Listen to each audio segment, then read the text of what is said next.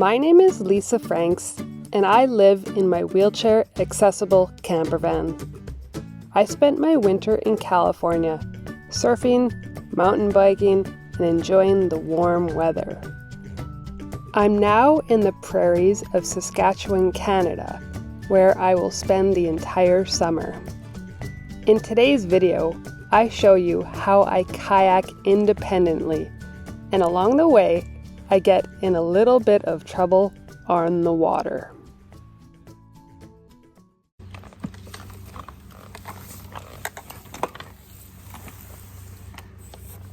If you've been following my journey, you'll know for the past few months I have been making my way from Southern California up to Canada, and I'm now at my home in Saskatchewan. I've actually been in Saskatchewan for several weeks now.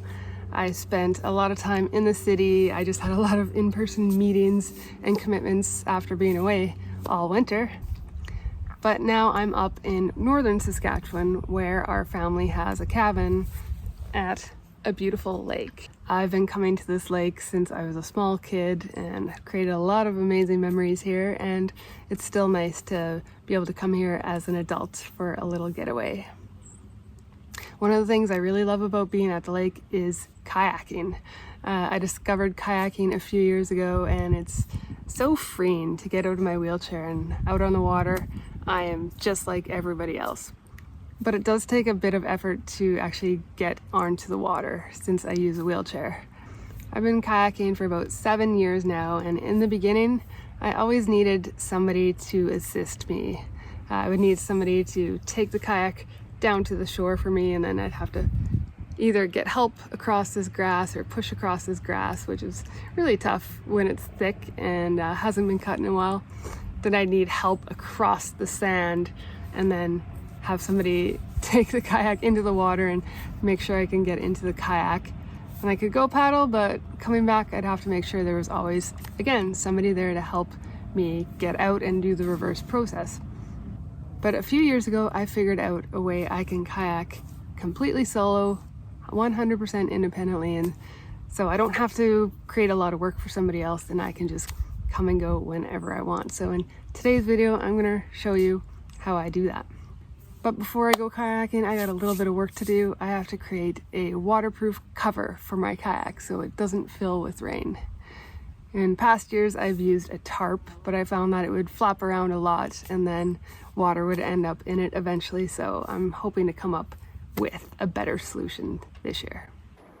All right, to do this job, I will be using a boat cover and this snap kit. So first, I'm just gonna make a little hole through the cover so the snap can slide through.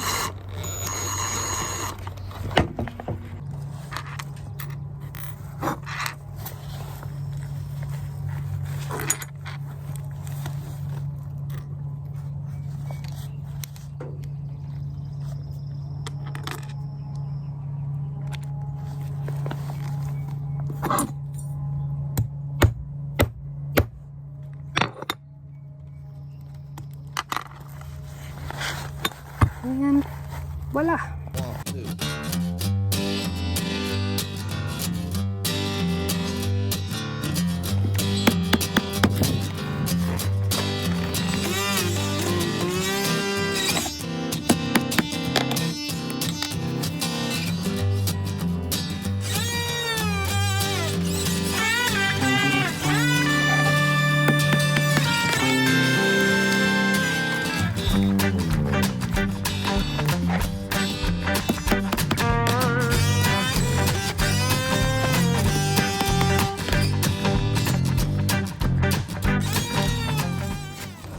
And voila!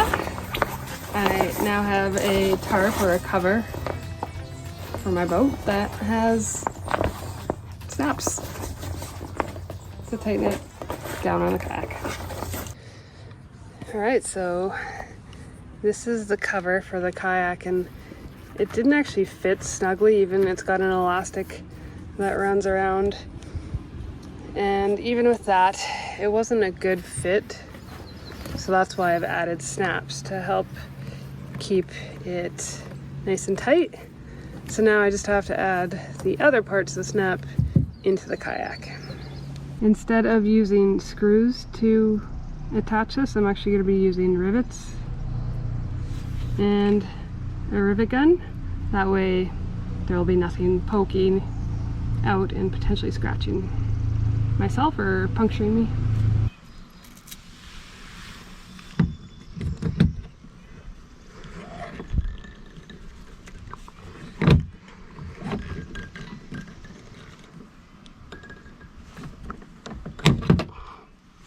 There. Perfect.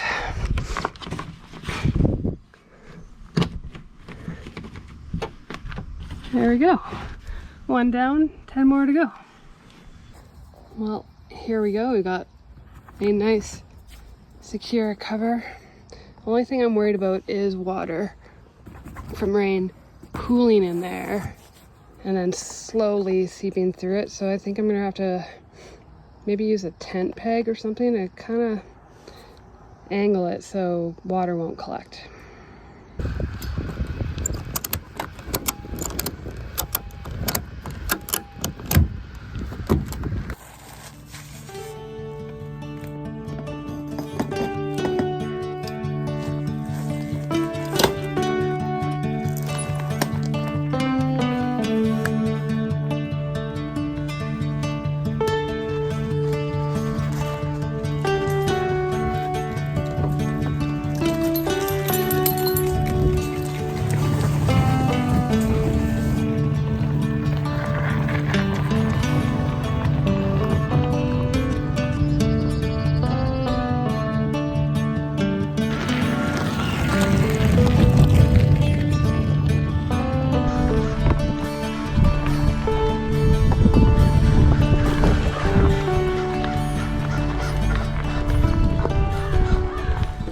This is a marina, and you can see all these boats, but there's this one spot right here, and it's so small and shallow that a boat can't fit in there. And so they don't rent it out, and I've actually gotten to know the owner of the marina over the years, and so he allows me to leave my kayak in there all summer long. And he doesn't even charge me anything, which is super duper nice of him.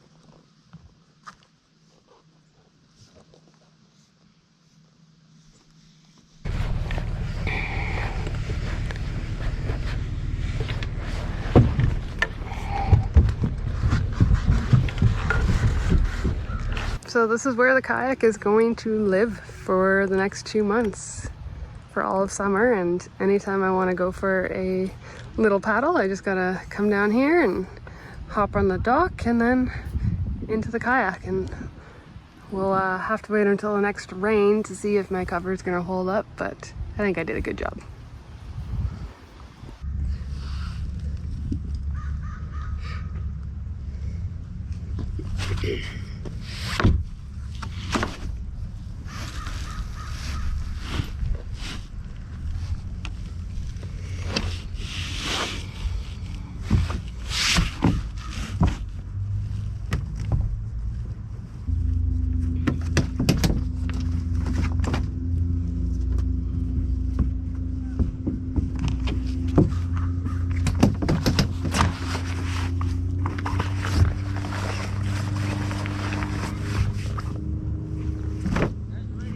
keep the kayak stable when I'm transferring into it, I've just attached a rope here around the dock.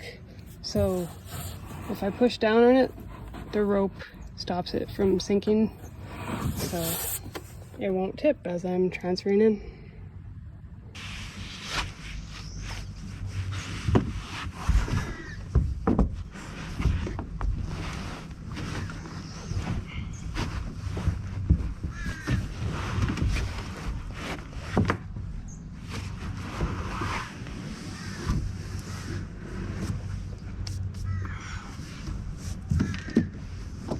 Take a bit of a risk by leaving my wheelchair attachment on the shore and my wheelchair on the dock, but I've been boating here for 20 years and nothing has ever happened.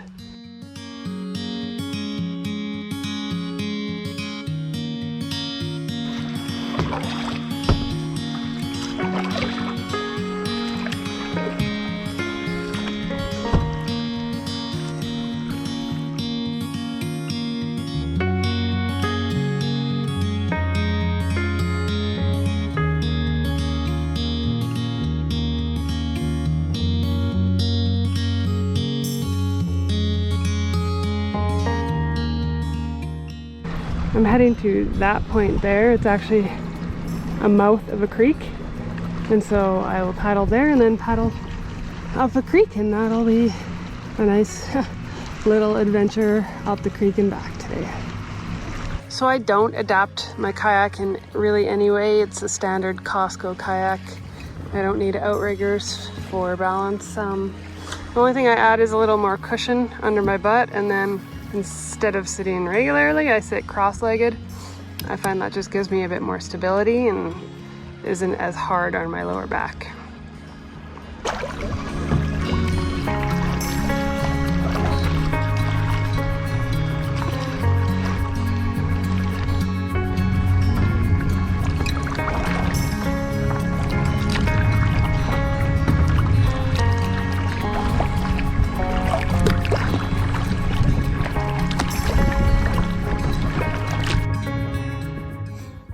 This is a pretty big lake though.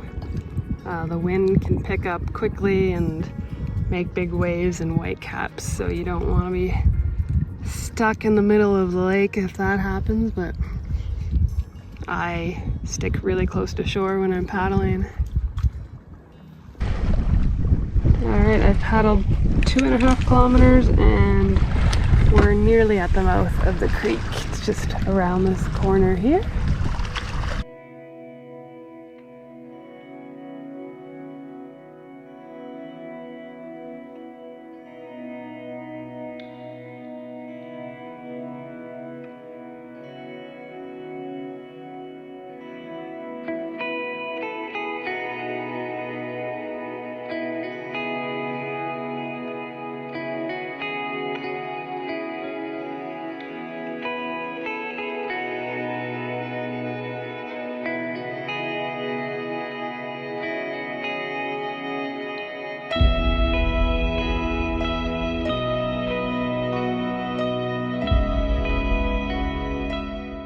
Try to scan the shores, see if anything washes up. Try to leave nature better than the way I found it. So that's a small thing I can do to help improve the environment. So I ask everybody out there to do their part and just be better and don't litter like this. So I did bring a trash bag because I find a lot of trash when I'm out here. More garbage. I think it's just an old wrapper.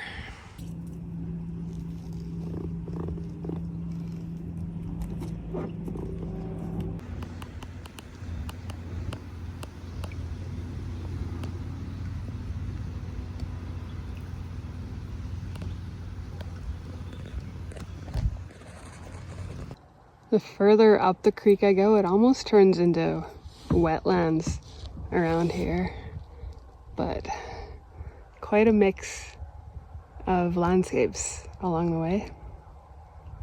It's thunder. Got some thunder action happening over there.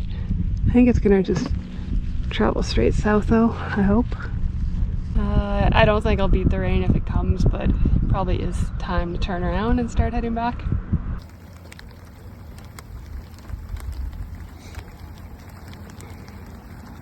There's a little bit of rain, but I'm taking shelter under a bridge. I don't think it's gonna last for long.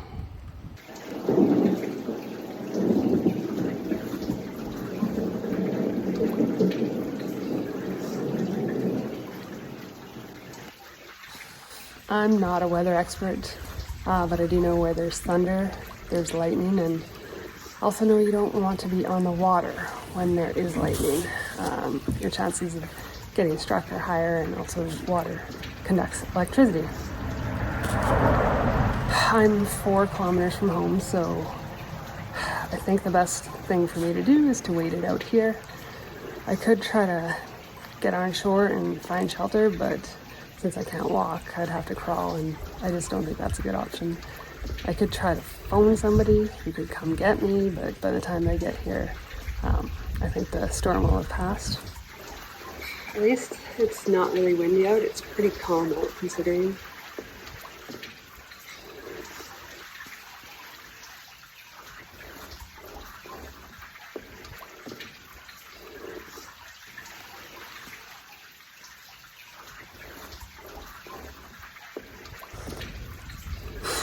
Never been in a situation like this. I'm just kind of waiting for the worst to happen. Either something bad's gonna happen or nothing's gonna happen at all. Let's hope for the latter. I don't know, at least my boat is plastic and I'm under a bridge, so I'm not gonna be a high point on water. I don't really have anything metal. Not sure what to do in this situation, but this is the best I can come up with, is hiding under this bridge until it passes. Was not on the radar when I left, and I can see blue skies right there, and I think the thunder was kind of overhead in that way, so I think I'm through the worst of it. I'm just gonna maybe wait out, it looks like another 20 minutes of clouds over top of me. So the rain has stopped and I'm right here on the map. It looks like the worst of it has passed me. So I am going to head home and hopefully get back to my wheelchair before the next round of clouds and precipitation. The last rumble of thunder was half an hour ago, and there's some blue skies, some clouds, but they're not really dark and gray. So I think it's time to make a break for it back home.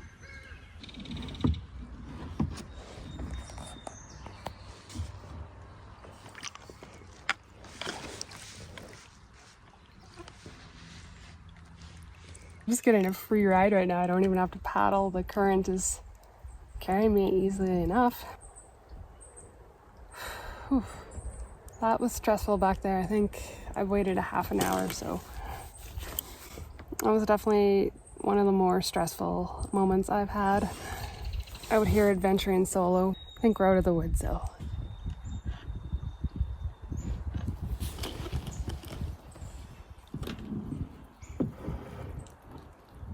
I need to get to that Canadian flag right there. That's home.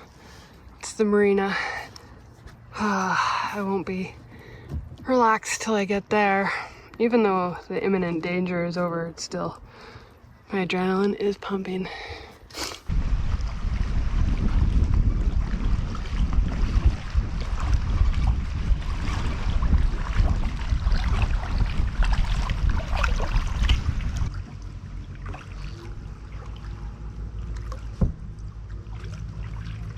I don't think I've ever been so relieved and so happy to be back home. Always a good feeling to be back from a solo adventure, and I consider it a success. I collected a bag of garbage, got some exercise, and didn't get struck by lightning. I'm curious what you would have done in my situation. Would you have stayed under the bridge like I did? Would you have tried to crawl to shore and find shelter? Would you have called somebody? Or is there another option that I didn't think of?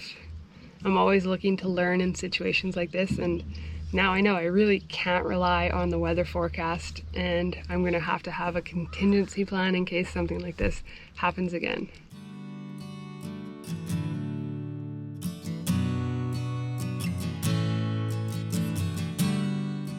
Kayaking is a beautiful adventure, a way to explore new wonders and experience the tranquility of nature while also testing myself physically.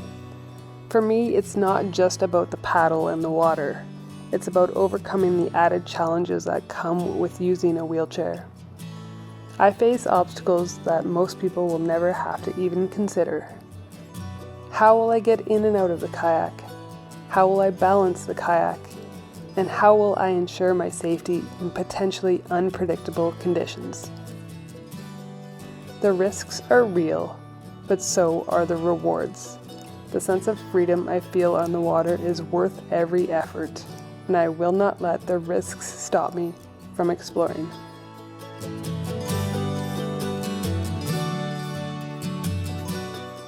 If you enjoyed this video, please like, comment, and subscribe to my channel. See you in the next adventure.